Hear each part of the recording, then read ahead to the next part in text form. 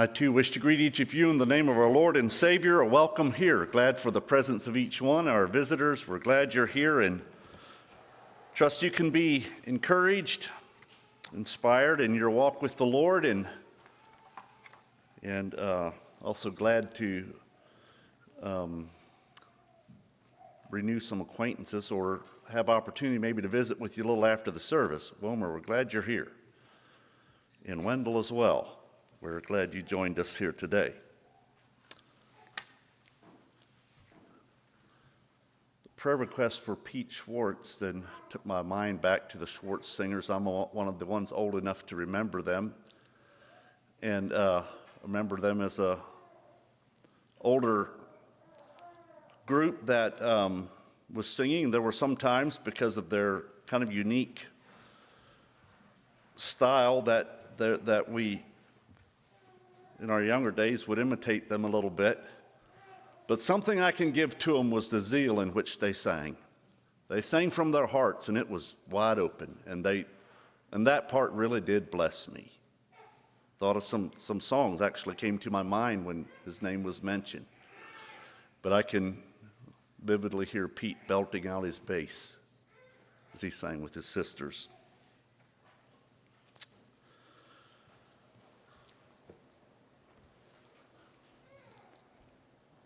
This month, October,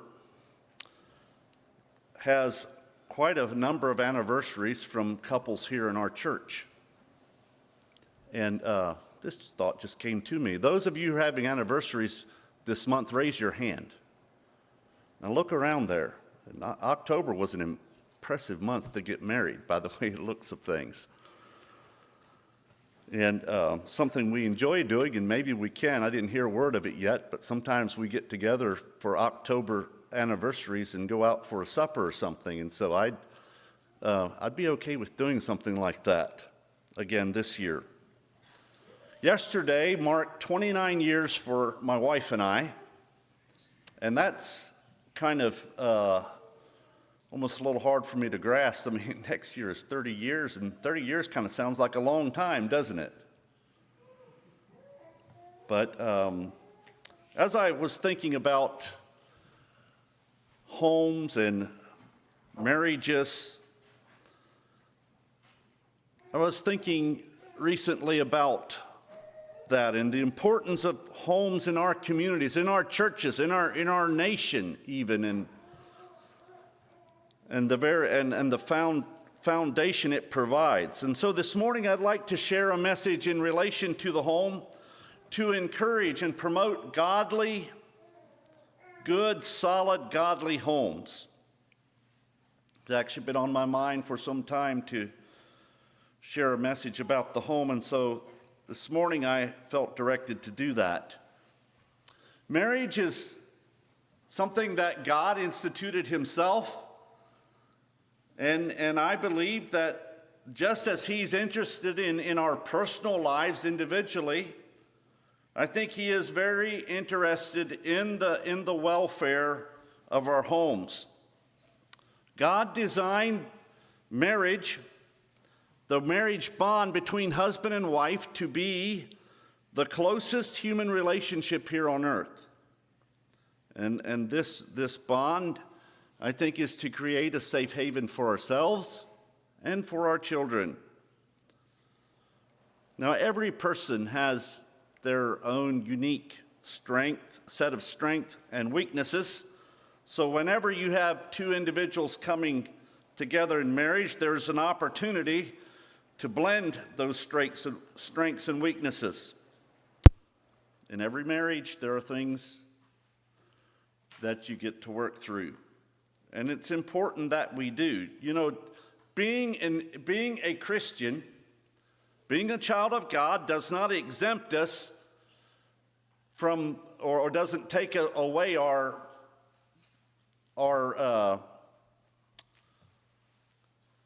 humanity. That's the word I'm looking for. Doesn't take that away. We are human, and so we give recognition to that. But being a child of God does provide the best foundation for working through differences. And I will tell you that in 29 years of marriage, I've not figured it all out yet. And if someone here has, then I'd love to have a talk with you after church. I found it interesting that a very recent survey says that the rate of divorce has fallen here in America. But with that, the rate of marriage has fallen as well. But they say the current rate of divorce is 43%. I remember well looking at this number of years ago, and they said the rate of divorce was at 50%.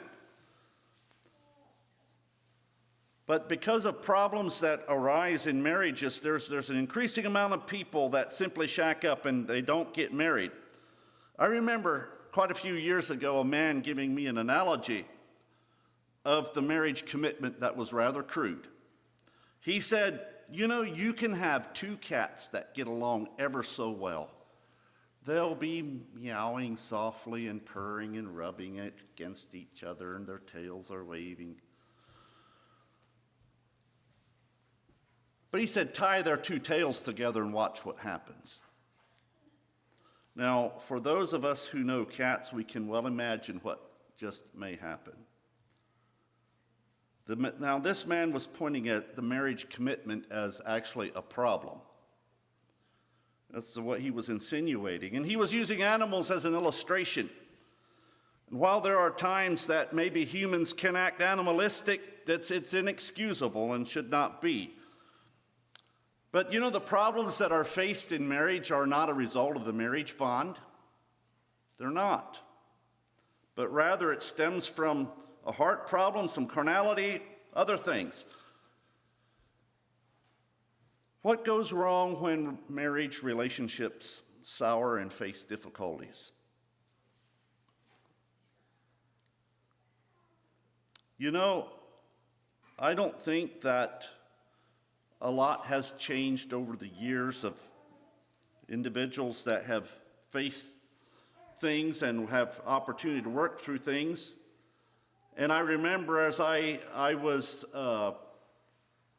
over 30-some years ago, and I would hear the world, and their world, they have songs about love. They talk a lot about love, and I'd say that happens just as much today. They have a kind of portray a picture that Prince Charming comes along and hearts flutter and everything is supposedly roses. And they get married and are supposed to live happily ever after. We know that life has a way of bringing things that aren't all pleasant and aren't all good. Life brings that around. I remember reading somewhere that it's easy to fall in love, but supernatural to stay in love. You know, joy in marriage comes when we give to each other, not seeing what all we can get from it.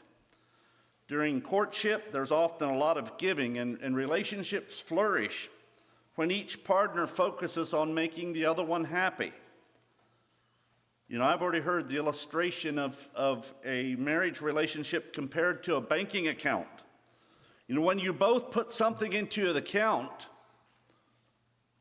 the pile accumulates, and there's plenty for both to draw from. But if you take out more out of it than what you put into it, there's going to be problems. You face a deficit. Now, the statistic that I told you earlier about the 43% of the marriages ending in divorce, it said that of those marriages that fail, the average length of that marriage is 8 years. And that's often, if they divorce, that's usually when it happens, or an average. A number of years ago, I had read that, I was reading somewhere that often a couple that's been married for 8 to 10 years faces a slump in the marriage relationship. Something is missing, and the spark of joy isn't there like it was. And it used to be counselors would say that what is wrong that romance is missing, and they would tell the couple, you need to court each other. again. They tell the husband, buy your wife some flowers, take her out to dinner, do special things together. And I don't know what all that they would say today, probably some of the same things. And I agree that those things do add to your marriage.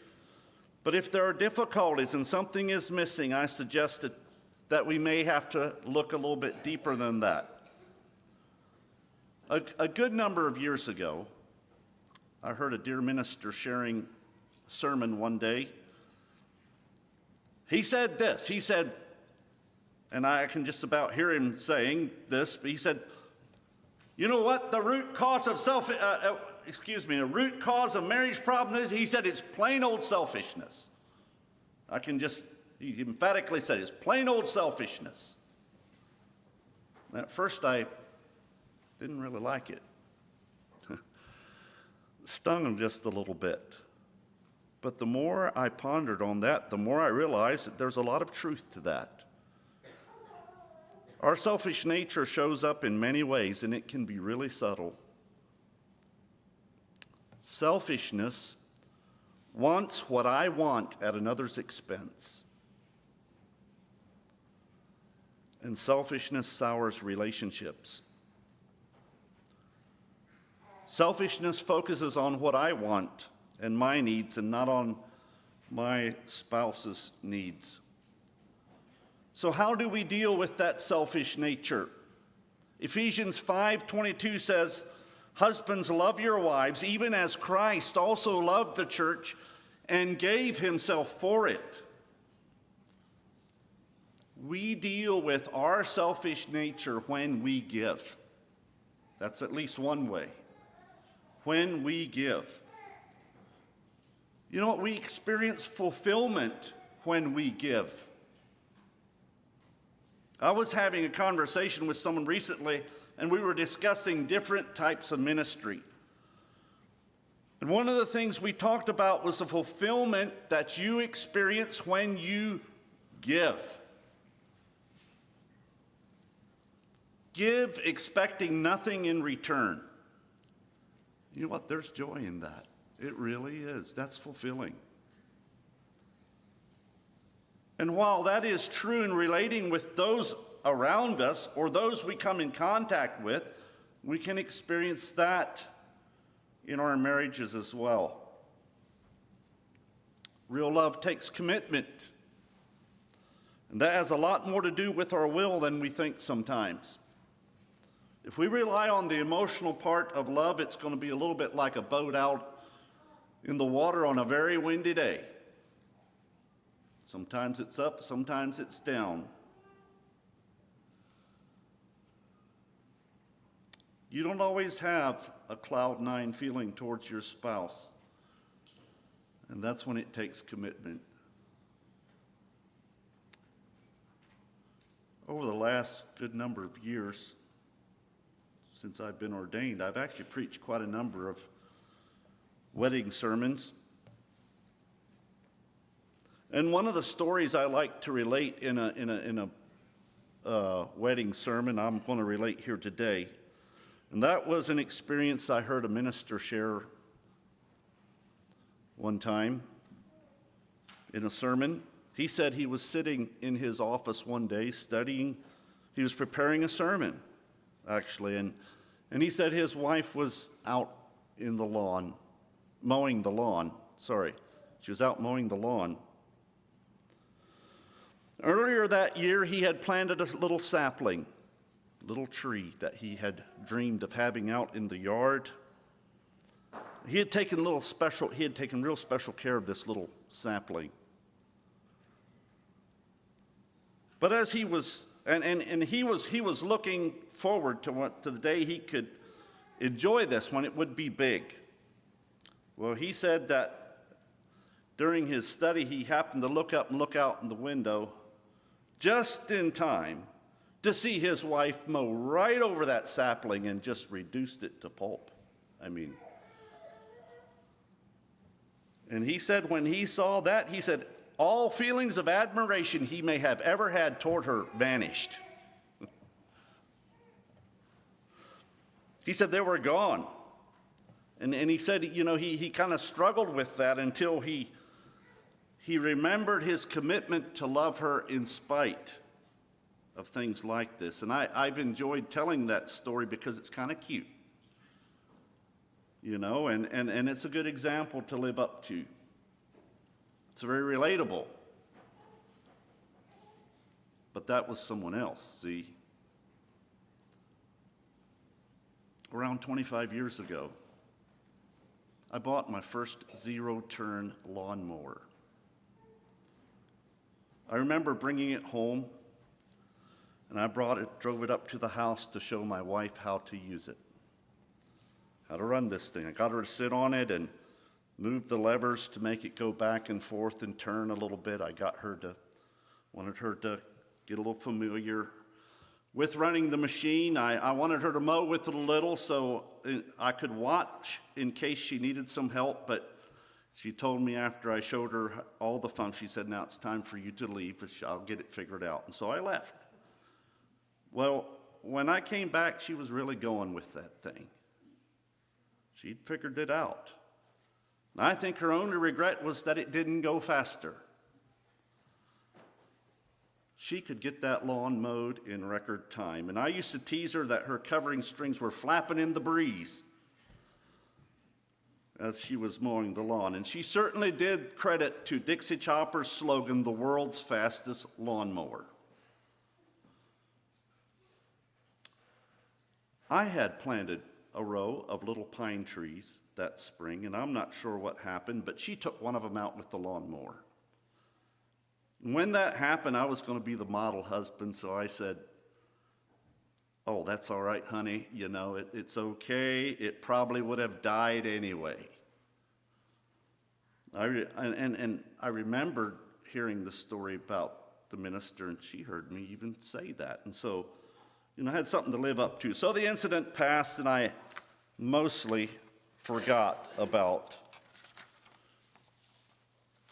the little pine tree that got mowed over. For those of you who know me quite well, you know that I really do enjoy purple martins. I really enjoy those birds. I really get pretty excited about them coming in early spring. And I will tell you, when the calendar page turns March 1st, I am on a sharp lookout, because the last years, they have come on March 1st. I think they were actually a day early this past year. But I really enjoy them through the spring and summer. I love to hear their warbling and chirping. They sound so happy in the morning. And so it's always with regret when I see them leave. No, they're going to be leaving in August. Now, when we lived in Missouri, I had put up my very first martin house in hopes to get a colony established. And I wanted to do everything that I could to attract these purple martins. Well, soon after I'd put up this martin house, we had some high winds, and the pole that this martin house that supported it, that came with it, was too flimsy. It really shook around, and so I decided I needed to stabilize this thing. So I attached 3 guy wires to the martin house pole and tied them down, and really that helped tremendously. And so within a very short time, purple martins began to visit this house. And soon I had 2 nesting pairs, and I was elated. That was my first year, 2 nesting pairs for a martin house enthusiast. That's an accomplishment. The martins were happy, I was happy. Things are good. One day I was not at home. My cell phone rings from the phone house. For you younger generation, we had landlines back then. So they called from the house, and one of my daughters on the phone. I barely got out a hello, and this is what I heard. "Dad, Mom was mowing and crashed the martin house down to the ground." I told her, just calm down. I said, "Dad will take care of it when he gets home." Well, when I got home, I could hardly believe my eyes. Crashed to the ground was not an understatement. She'd been mowing with this lawnmower and hooked one of the guy wires as she went around it, and it jerked the whole mess down to the ground. I mean, that pole had about as many twists as a pretzel. It had really done things up. And the poor martins. When I checked those nests, there was nothing but scrambled eggs. After a good bit of work, I got the mess straightened out and got the house back up. And with a terrible trauma like that, I thought my chance at a martin colony is gone. I mean, can you imagine the poor innocent mama birds sitting on their eggs to hatch their babies when suddenly, unannounced, they are violently jerked around and the whole place is just a chaos. Poor martins. Well, I didn't say much to my wife about it, but I admit it had ruffled my feelings more than it should have. And I'd say I probably was a little curt with her. I don't know. I didn't really discuss the situation. I didn't say anything. I didn't scold her, but I was quiet. This lasted a couple days, and she finally told me, I wish I was a martin.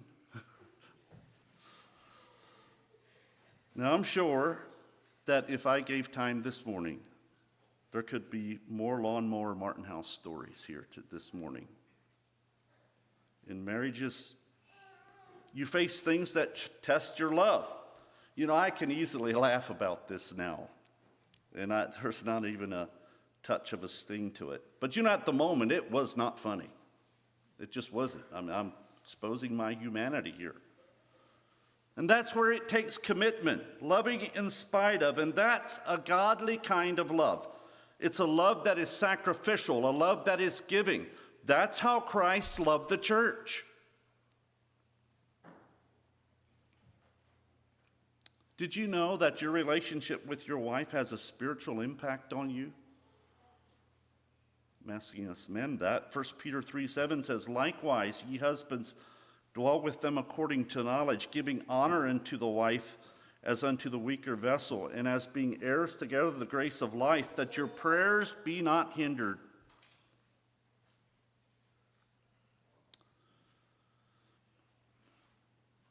So many times when we try to figure things out in our own strength, our own way, we make a mess of things. But like the rest of the things God has designed, God has an order and a plan for the home. 1 Corinthians 11:13 says, but I would have you know that the head of every man is Christ, and the head of the woman is the man, and the head of Christ is God.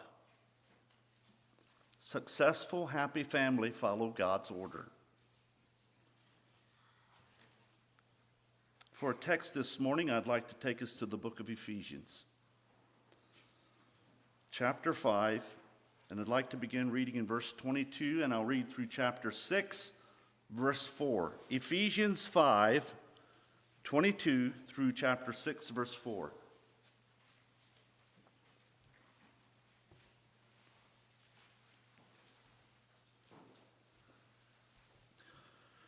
Verse 22, wives, submit yourselves unto your own husbands as unto the Lord.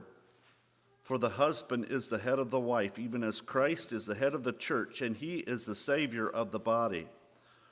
Therefore, as the church is subject unto Christ, so let the wives be to their own husbands in everything.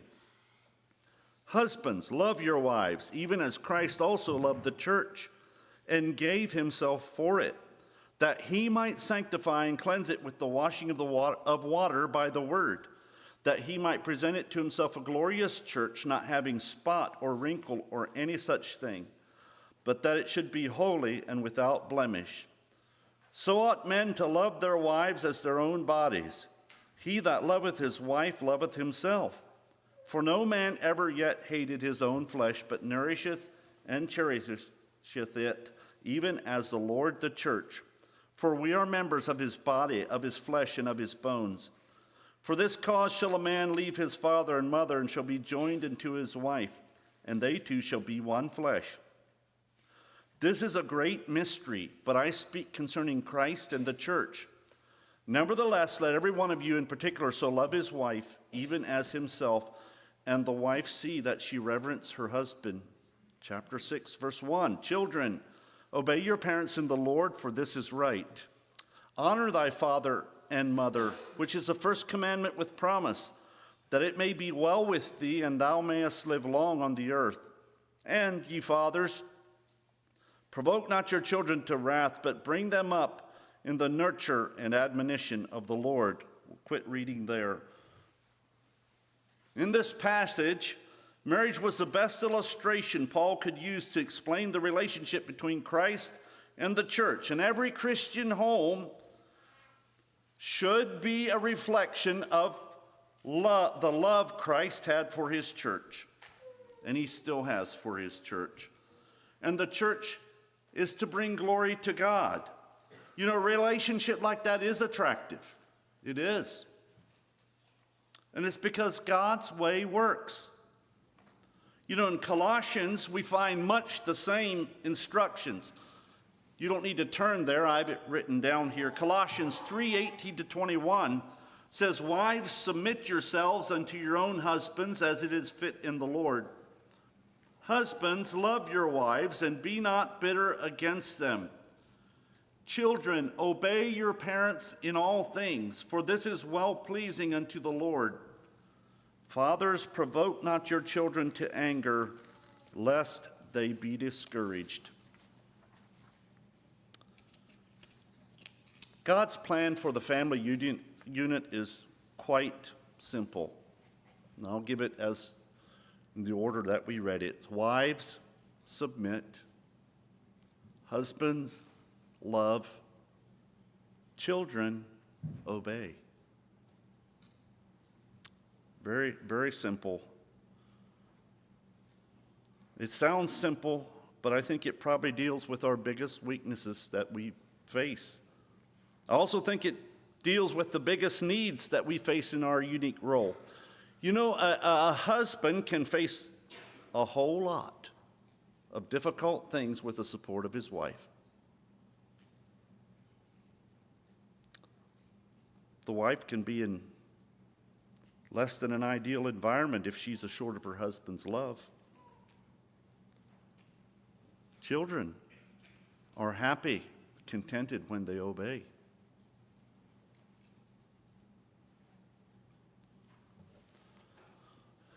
You know, in every successful and happy marriage, I think you'll find two ingredients. You're going to find love and submission. Those two are going to go together.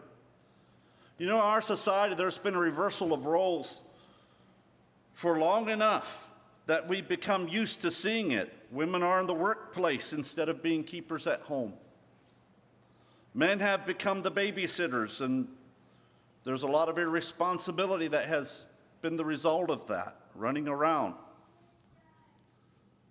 A home out of order doesn't function properly. And for God's blessing to rest on our homes, we need to follow his order. You know, children, God has a role for you today as well. The role is not complicated. It's just a simple instruction to obey. To obey.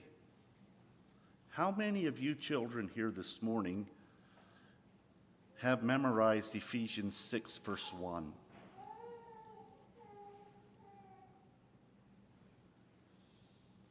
How many of you know that verse? Do y'all know Ephesians 6, verse 1? Well, it looks like we need to have some teaching to do here. Well, I think that you actually probably do know it. Maybe you didn't know the reference, but it's this one. Children, obey your parents in the Lord, for this is right. Did y'all ever memorize that verse? Well, it looks like it's about time we work on it. All you children, 10 and under, why don't you stand to your feet? Can you stand up? And we're going to say this verse together, okay? Can you all stand up? All right, let's say it together. Children, obey your parents in the Lord, for this is right. Thank you for that. You may be seated again. Now in Colossians chapter 3, it says almost the same things, but it says, obey in all things.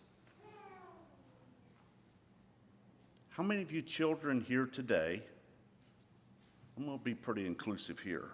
How many of you children here today want to obey God? Raise your hands. Good, I see a lot of hands. All right, thank you for that. Did you know that when you obey your parents, that you are obeying God? Did you know that? When you obey your parents, you are obeying God. God designed this for your protection and your good. You know what? It's real easy to obey when it's what I want to do anyway, right? If it's what I want to do anyway, it's pretty easy. But that is not the test of obedience. Obedience is when I obey even when I don't feel like doing that. Or maybe I don't want to, but it's obeying anyway.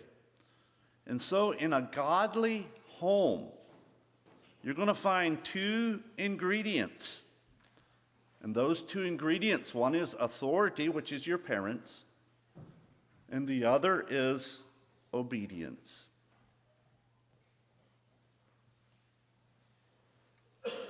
Now, a responsibility for us as parents is to teach and train our children. And possibly in another message, sometime we'll look at that, because I want to encourage our homes, our families. And as you bring your children up in the nurture and admonition of the Lord, and I want to bless you in that. But this morning I'd like to close the message by reading Psalm 128. It says, "Blessed is every one that feareth the Lord, that walketh in his ways." And there really is the key. It really is. You fear the Lord and walk in his ways. "For thou shalt eat the labor of thine hands. Happy shalt thou be, and it shall be well with thee. Thy wife shall be as a fruitful vine by the sides of thine house, thy children like olive plants round about thy table. Behold, that thus shall the man be blessed that feareth the Lord. The Lord shall bless thee out of Zion, and thou shalt see the good of Jerusalem all the days of thy life. Yea, thou shalt see thy children's children, and peace upon Israel." May the Lord bless you.